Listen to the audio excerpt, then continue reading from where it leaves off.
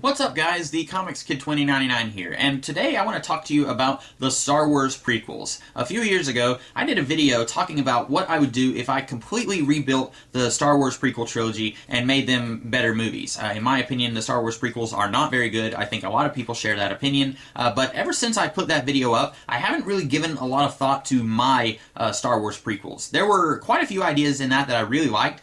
There were some ideas that I didn't care for as much, but I went ahead and left them in the video because I viewed it as being basically a rough draft for the entire prequel trilogy. Even though the video was like 2 hours long, it was still basically a rough draft. I could always go back and refine and edit the ideas to the point where I felt like they worked better if I was actually working on the Star Wars prequel trilogy.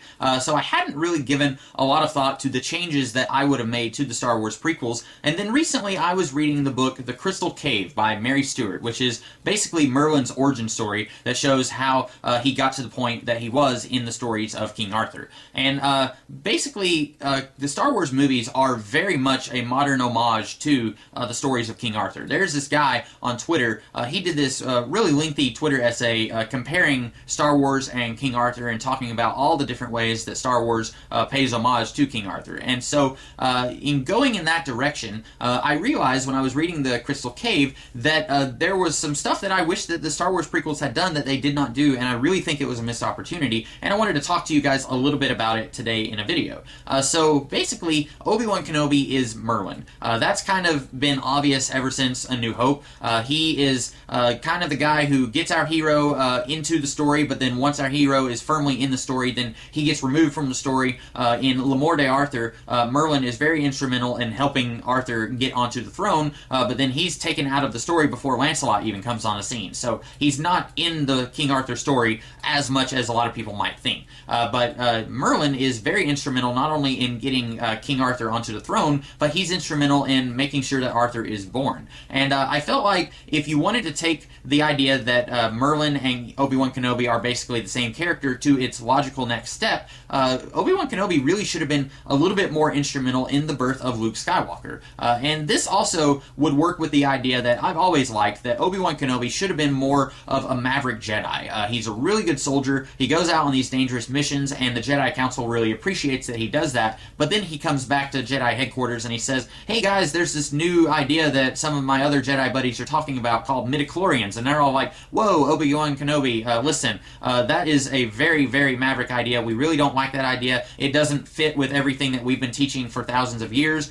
We really don't want you going around telling people about midichlorians. And so Obi-Wan Kenobi, he basically just does his own thing. The Jedi Council, they like him as a soldier, but they wish that he would keep his mouth shut a little bit more, that he would follow the Jedi teachings a little bit more. And so he meets Anakin Skywalker, and then he meets Padme, and he can kind of see that these two, they have a thing for each other, but they haven't actually acted on their relationship. And this is where the idea that the Jedi Council prevents Jedi from being in a relationship, this is where that idea would actually work a little bit, where Obi-Wan would say, okay, so these two like each other, and the Force is telling me that if they have a kid, this kid could be very important to the Jedi teachings for thousands of years. So I'm going to really try my best to make sure that these two become an item, and maybe they'll have a kid, and then maybe that will save the Jedi from whatever dark thing is coming, because Obi-Wan can probably sense that some darkness is coming, and he's thinking maybe if he can get these two to have a kid, then this kid can save the universe. And so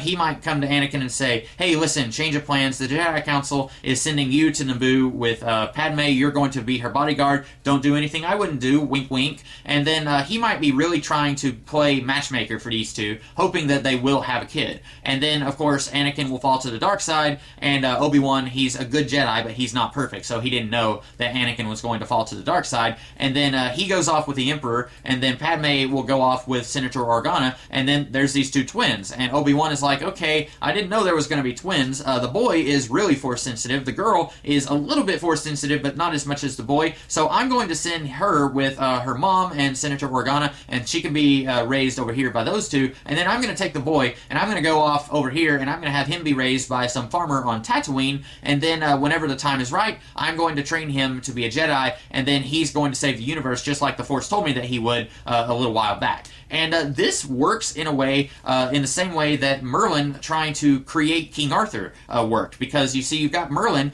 he's a magician, and he can somewhat somewhat see the future. And then Uther tells him, hey, listen, my Duke, Gorlois, he's got a wife, Igraine, that I really like, and I want to sleep with her. Will you help me sleep with her? And so Merlin disguises Uther to look like Gorlois, and then he goes in and sleeps with Igraine, and then Gorlois actually dies in battle with Uther's men, and then you've got this illegitimate kid that Merlin kind of has to deal with. And so in most stories, he takes the kid to Sir Ector, where he's raised to be a good person, and then Merlin's over here kind of on the side, like keeping an eye on Arthur, and then whenever Uther dies, then Merlin's like, oh, by the way, you are the prince, and you're going to go and you're going to become the new king, and I'm going to be your advisor, and I'm going to help you be the best king that the world has ever seen, and for centuries from now, they will be talking about you as the best king that this kingdom has ever seen. Kind of like what they should have done with the Star Wars prequels. And this is something that I really only think that it would have worked if Obi-Wan Kenobi had been less of a by-the-book Jedi, because by the time you get to Attack of the Clones and Revenge of the Sith,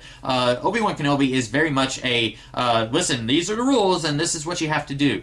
So I don't think that this kind of story would have worked very well if he had continued to be portrayed in that way. I think that you really would have had to have played him more as a flies by the seat of his pants, he shoots first and asks questions later, and he's willing to break rules if he thinks that it's going to be for the betterment of all society. And I really think that if you had done that, you could have done a parallel to the story of how Merlin helps make sure that Arthur is born, and you could have done the same thing with Obi-Wan Kenobi making sure that Luke is born, so that he can kind of have this weapon to make sure that the Sith are completely wiped out, and then he will be able to shape the direction that the Jedi Order goes in for the rest of forever. And so I think that that would have been a really cool idea.